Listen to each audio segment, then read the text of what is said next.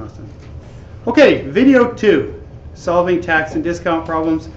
Hopefully you watched the first video first to find out how to find the sale price with tax when there's no discount. This time we're going to give ourselves a little break. It's going to be Boxing Day or something, or back to school days, and there's going to be a sale. So we're going to come up with 3 items, and we decided in class that we're going to have a shirt. I really want this to be thinner. Let's see if I can do that. Shirt. There's that nice thin line. Shirt for $15.49, $15.49. And so you should be copying down while I go, or if you're reviewing this at home, you're just looking over your work to make sure you didn't make a mistake. We bought some jeans. We discussed how expensive jeans are, and we agreed that $39.99 was sort of a middle range price, but you can spend a lot more if you're into doing that. And then we're going to get a 6-pack of socks. Love socks. $9.99. And there are our 3 items. Just like last time, in order to find a subtotal, we are going to add those things up. And it doesn't matter what order we put those in. What does matter is that we line up the decimals. I like to do a little bit of estimating.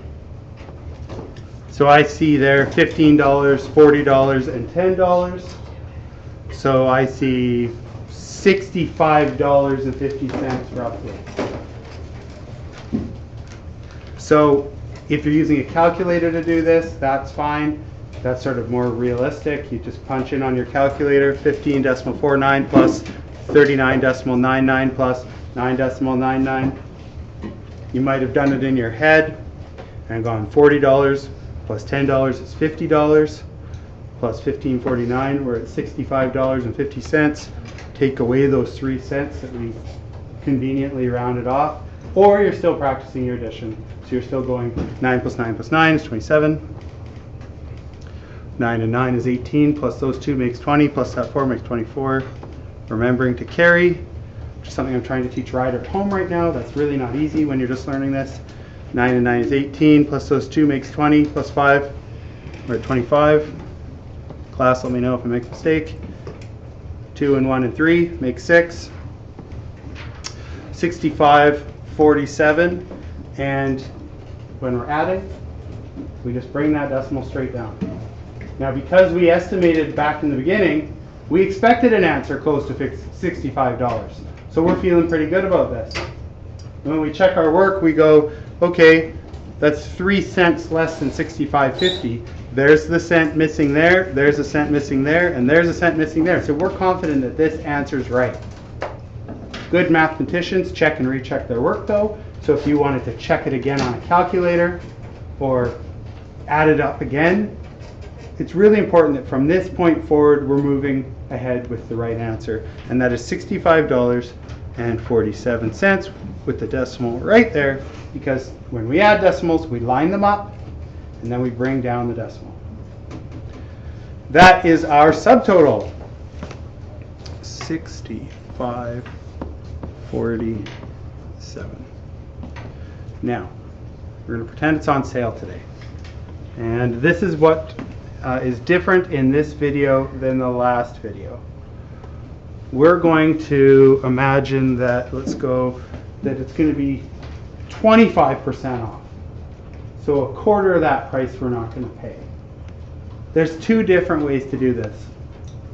In this video, I'm going to show you, it takes a bit longer, but I think it'll make a little bit more sense. If we know that we have 25% off,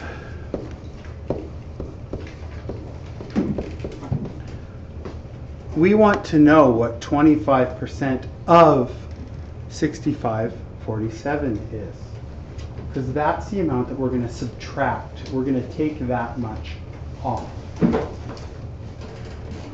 In my head, I know that 15 is 25% of 60, because it takes 4 15s to add up to 60. 15, 30, 45, 60.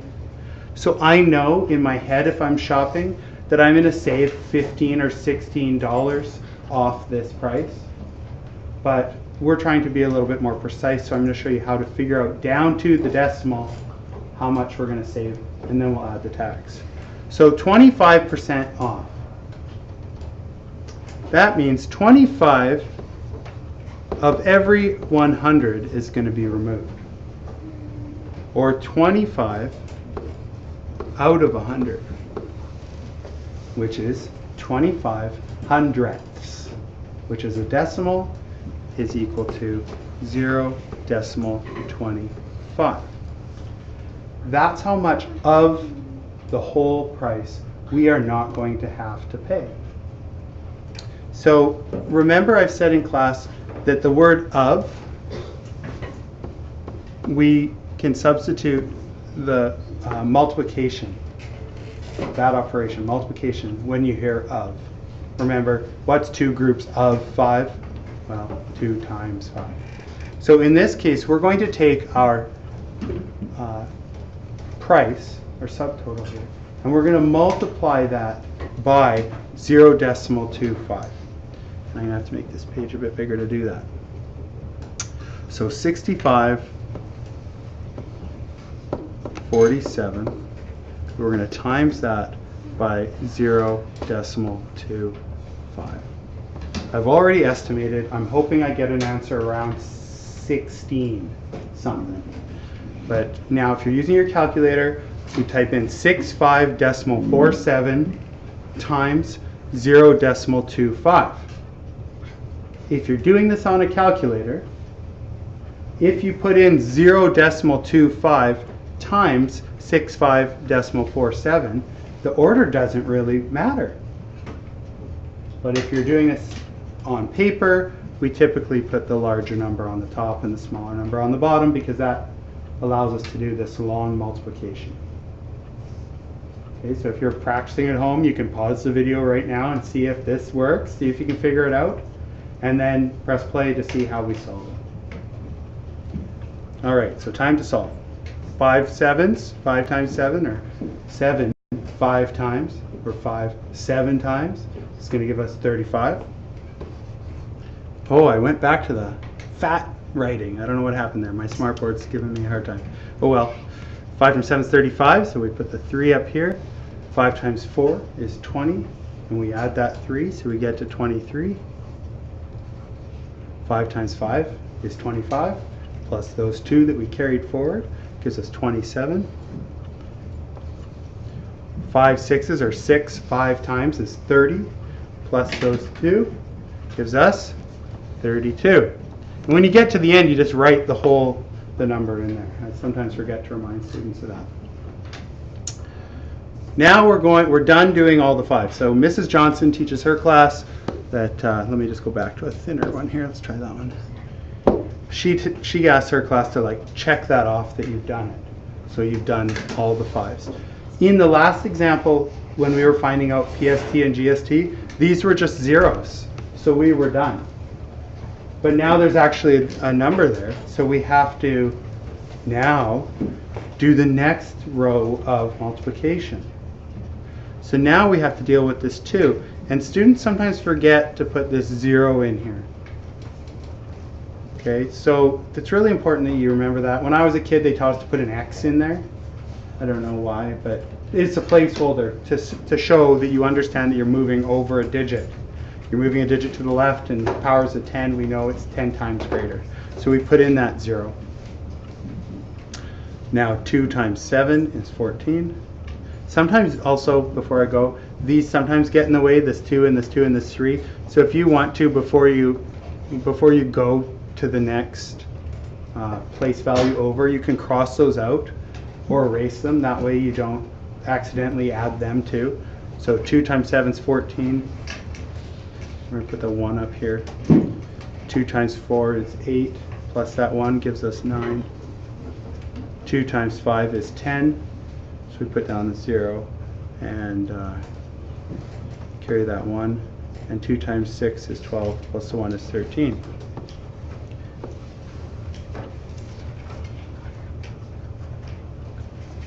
So we're going to add those 2 together.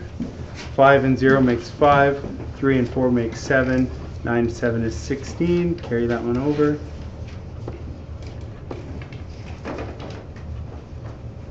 And we get this big long number. 163675. Now in the last video, we were looking at how to find out where to put the decimal. Remember, you don't just carry it down when you're multiplying. You have to count how many digits are to the right of a decimal. Decimal, decimal, 1, 2, 3, 4. That's going to be common when we're doing money problems. So then we're going to come in for, and we're going to get to 16.3675. And again, you're thinking, that doesn't look like money. Like the penny is already useless. We don't need to know what happens if you go below a penny, right? Unless we're dealing with transactions that are millions of dollars. So in this case, we're going to round it off to that hundredths place. And look next door. That's a 7. That's greater than 5. So that means we're actually going to round that 6 up to the next number. So we're going to get $16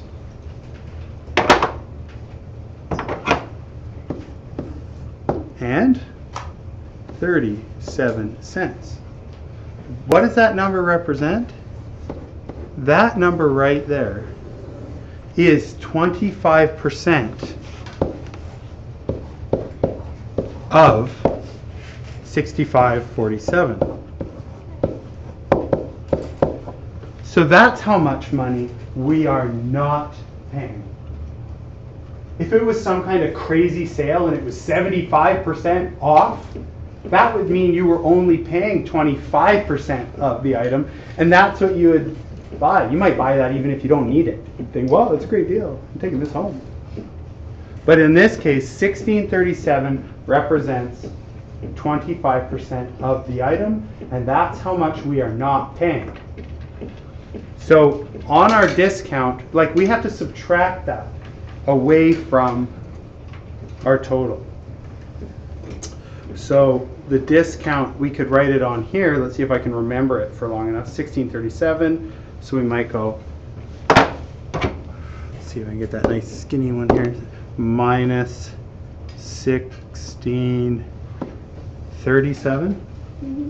See, my memory is so short. But so discount, and you might put a reminder here that it was 25%.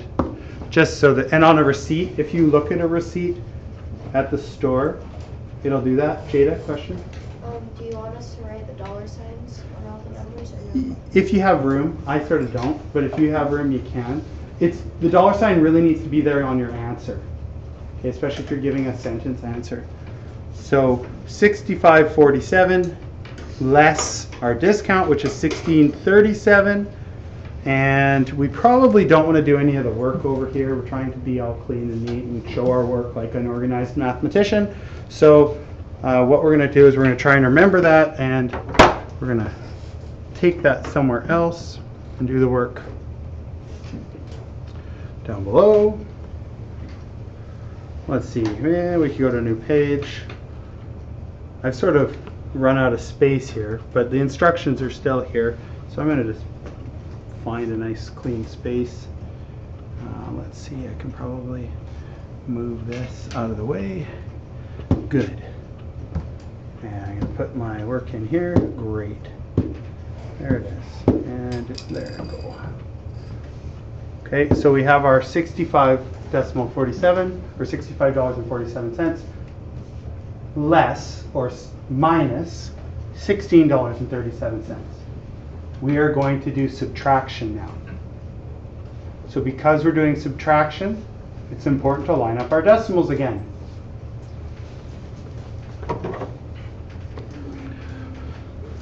Sometimes you sort of understand what you're doing, but you forget how to borrow when you're subtracting.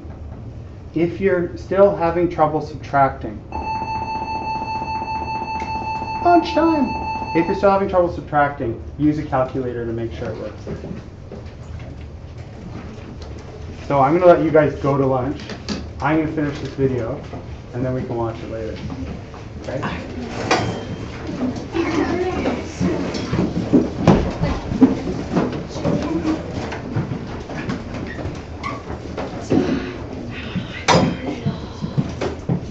You gonna stay and watch? Oh, we have an audience. No, we're good. Okay, perfect. A couple students are gonna stay behind and make sure I don't mess up. So 7 take away 7, we get 0. 4 take away 3, we get 1. 5 less 6, you have to resist the temptation to say that that's 1. You can't take 6 from 5, so you have to borrow. 15 take away 6 is 9. 5 take away 1 is 4.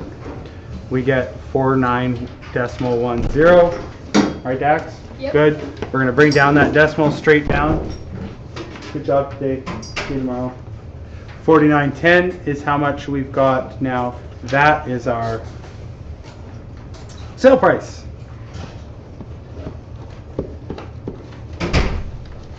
So now we're back to where we were in video 1. We've got $49.10 is our sale price. We can then go over to the back side of your page and we're going to multiply 49.10. We're going to find out what 5% of that is. And then we're going to find out what 49.10 times 7% is to find the PST. Remember, when we're multiplying, you've got to count those digits.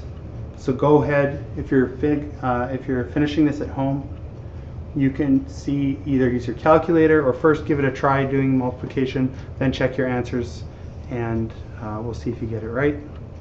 What we're going to do is, once we've found out what those two amounts are, we're just going to add those on the front side of the sheet on our receipt to the GST, PST, and then we're just going to add it all up. And that should give us our total. So go ahead and try that out.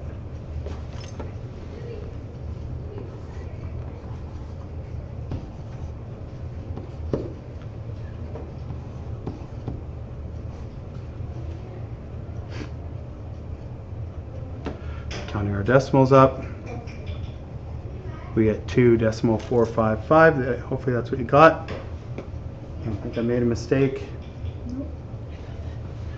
So we'd round that to $2.46 because of that 5. So all of a sudden now we are getting to see that tax sometimes can add up pretty quick. So we have $2.46 in GST. And so our PST is going to be a little bit more than that, even just when we're estimating.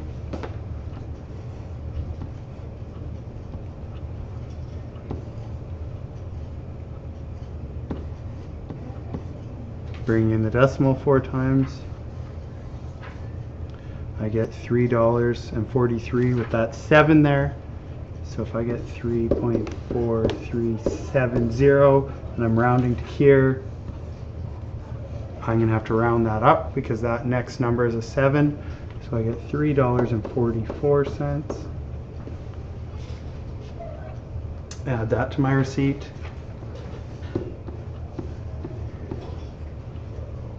So we now know that the shirt, the jeans, and the socks are $49.10 plus $2.46 in GST, $3.44 in PST. We're going to take those numbers and we're going to add them up somewhere.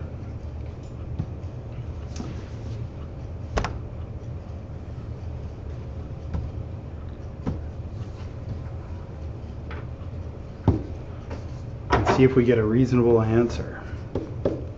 0 and 6 and 4 make 10. And 4 and 4 and 1 and 1. That's going to give us our 10.